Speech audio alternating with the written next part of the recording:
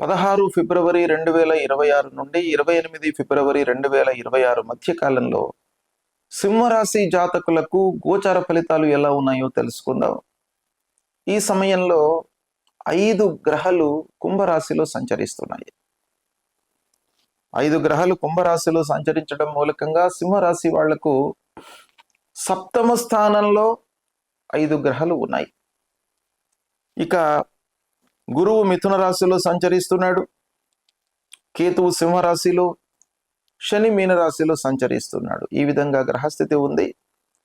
అయితే 5 గ్రహాలు సప్తమ స్థానంలో సంచరించడం మూలకంగా ఎలాంటి ఫలితాలు ఉండబోతున్నాయి అనంటే, పరస్పరము ఈ 5 గ్రహాల లోపల గోచార రీత్యా మనకు ప్రతికూలమైనటువంటి ఫలితాలు ఇచ్చే గ్రహాలు ఇక్కడ సమిష్టిగా సంచరిస్తున్నాయి.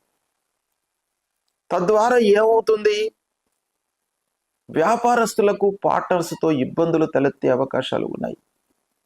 భార్యాభర్తల మధ్యన కొన్ని అనవసరమైనటువంటి విషయాలు చర్చకు రావడం మూలకంగా అభిప్రాయ భేదాలు మీకు కంటిన్యూ అయ్యే అవకాశాలు బాగా కనబడుతున్నాయి.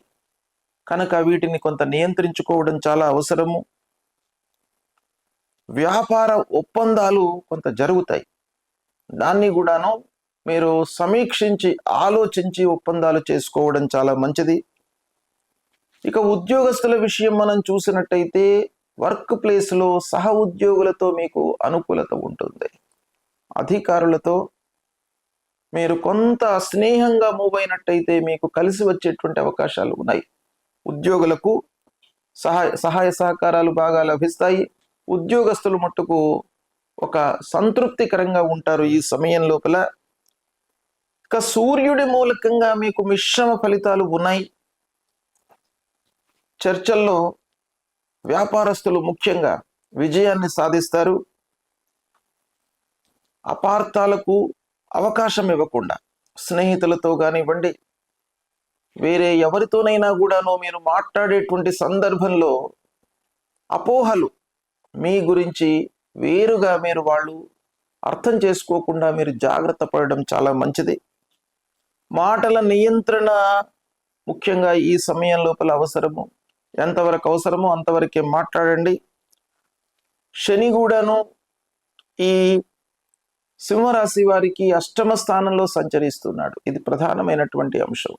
సింహరాశి అధిపతి సూర్యుడు శనేశ్వరుడు శత్రుగ్రహాలు కాబట్టి అలాంటి శనేశ్వరుడు అష్టమ స్థానంలో సంచరించడం మూలకంగా కొన్ని ఇబ్బందులు, ఆకస్మికమైనటువంటి మార్పులు తలెత్తేటువంటి అవకాశాలు ఉంటాయి. కనుక కొంత జాగ్రత్త పడండి, ఆరోగ్యంపై శ్రద్ధ చూపండి. ఇకపోతే అన్నిటికంటే కూడాను మీకు లాభప్రదమైనటువంటి సంచారం ఏంటంటే ఏకాదశ స్థానంలో గురువు సంచరిస్తున్నాడు. ఇది ఆదాయాన్ని పెంచేటువంటి సంచారం. కాబట్టి మీ ఆశలు నెరవేరుతాయి, ఆదాయం పెరుగుతుంది, స్నేహితుల సహాయం లభిస్తుంది. ప్రభుత్వ పనుల లోపల కొంత ఆలస్యమైనప్పటికీ పనులు నెరవేరుతాయి. ప్రయాణాలు కలిసి వస్తాయి. అయితే ప్రయాణం చేస్తున్నటువంటి సందర్భంలో కొంత జాగ్రత్తలు తీసుకోవాలి. వాహన సమస్యలు ముందుకు వస్తాయి. కుటుంబంలో బాధ్యతలు పెరుగుతాయి. ఆధ్యాత్మిక చింతన వైపుకు మీరు ప్రయాణం చేస్తారు. భక్తి భావనలు పెరుగుతాయి. కొత్త పరిచయాలతో మీకు మంచి ఫలితాలు ఉన్నాయి. సహనము చాలా ముఖ్యమైనటువంటి విషయము.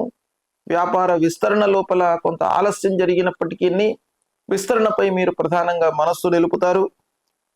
ఇకపోతే ఎండింగ్ లోపల ఈ ఎంటర్లో ఈ 16 నుండి 28 మధ్య కాలంలో చివరిలో అష్టమ స్థానంలో నుండి 5 గ్రహాల్లో గ్రహ బయటకు వస్తున్నారు. కాబట్టి అది కొంతవరకు మీకు కలిసి వచ్చేటువంటి అంశం. మీరు ఈ స్థితిని అర్థం చేసుకొని మీరు చేసేటువంటి పనులను జాగ్రత్తగా చేసినట్టయితే మీకు సత్ఫలితాలు కలుగుతాయి. శుభం.